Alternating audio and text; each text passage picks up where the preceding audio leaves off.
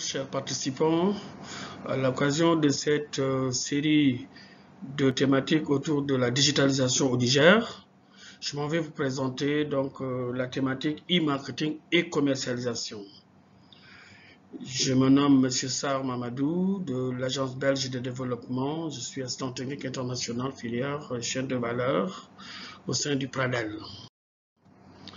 D'abord, au niveau du contexte de cette thématique, nous considérons que les marchés agricoles aux caractéristiques très différenciées en termes de saisonnalité, de prix, de volume, de variation de l'offre et de la demande. Nous considérons également qu'il y a une importance des intermédiaires commerciaux pour la production, fourniture d'intrants et écoulement des produits. L'asymétrie également d'informations sur les prix, les stocks, la qualité des produits au détriment des capacités de négociation transparentes entre acteurs. Nous assistons aussi à une existence de relations commerciales distantes et d'une offre de produits conditionnés, concurrentiels et disponibles.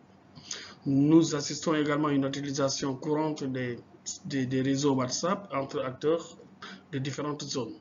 L'utilisation courante des solutions de paiement dématérialisées et en cours, notamment avec les mobile money, les cash transfers, mais des paiements en ligne par carte bancaire ne sont pas encore fonctionnels. La demande potentielle pour l'achat en ligne sur des marchés de niche existe. Le manque de promotion des produits nigériens également est constaté.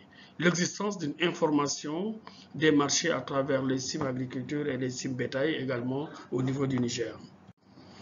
Au niveau des enjeux de développement du e-commerce et du e-marketing, nous considérons que pour nous, l'enjeu principal reste la valorisation des produits à travers le développement des chaînes de valeur agricoles, notamment en termes d'information, de qualité des produits, des marchés et des profits également qu'il faut partager de manière équitable au profit de tous les acteurs impliqués. Et l'enjeu spécifique ici porte donc sur la promotion et la valorisation des produits agricoles nigériens au niveau des consommateurs, l'ouverture de nouveaux marchés pour les producteurs et leur organisation, l'opportunité d'achat à distance et la livraison à domicile, l'information actualisée sur les stocks disponibles, les prix des produits, les conditionnements également de différentes gammes disponibles. La formation des acteurs aux outils et accès à un équipement équitable également est requis.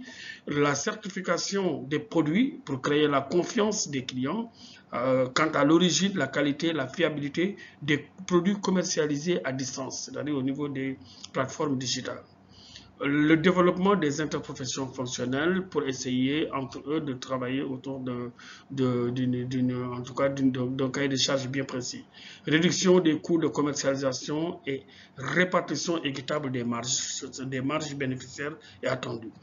Toujours au niveau donc des objectifs et résultats visés par la digitalisation, nous considérons qu'il faut mobiliser des solutions numériques, e-marketing et commerciales, pour renforcer l'attractivité et la compétitivité des chaînes de valeur agricoles.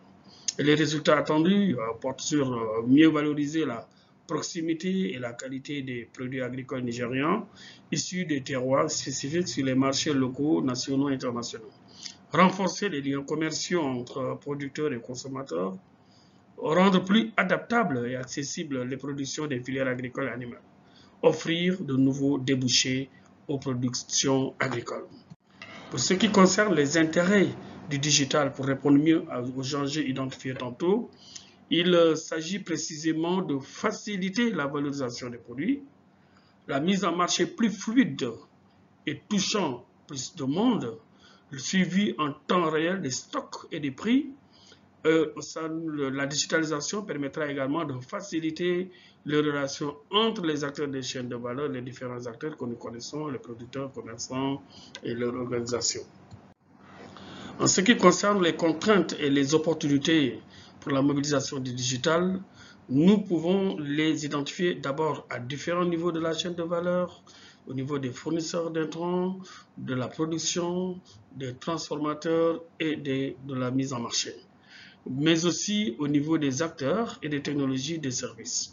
notamment en ce qui concerne l'information des prix. On peut bien parfaitement tenter la digitalisation, l'information sur la qualité des acteurs, les points de vente spécifiés et la solution de paiement.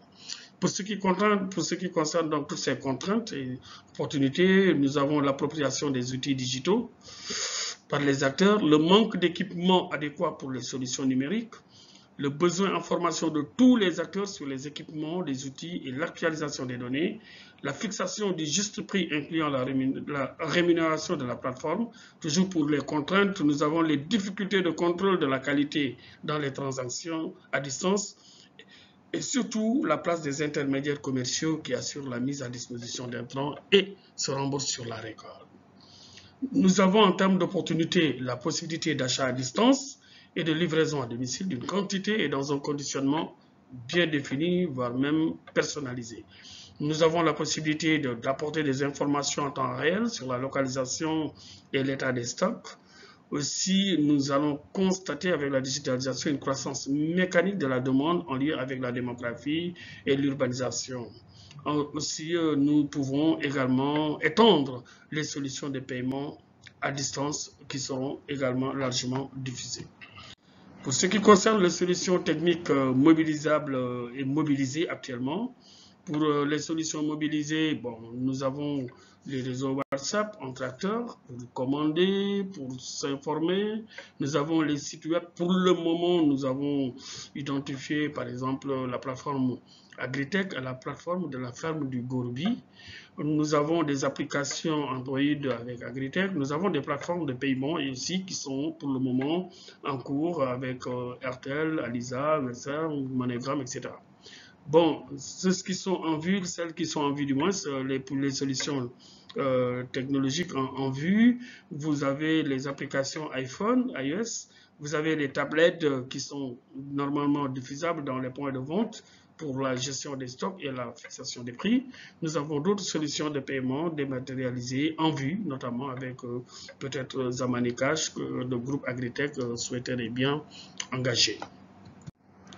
En ce qui concerne l'état des lieux sur les initiatives en cours, bon, pour le moment, nous avons identifié quelques actions, notamment e-Tech Center Agritech, soutenu par le projet ProMap d'IGZ. C'est une plateforme e-commerce des produits agricoles. Il s'agit de vente en ligne de produits agricoles. Bon, pour le moment, je pense qu'il y a une phase de recrutement de fournisseurs, de consommateurs, de décentralisation en région, notamment à Ottawa, et de la communication.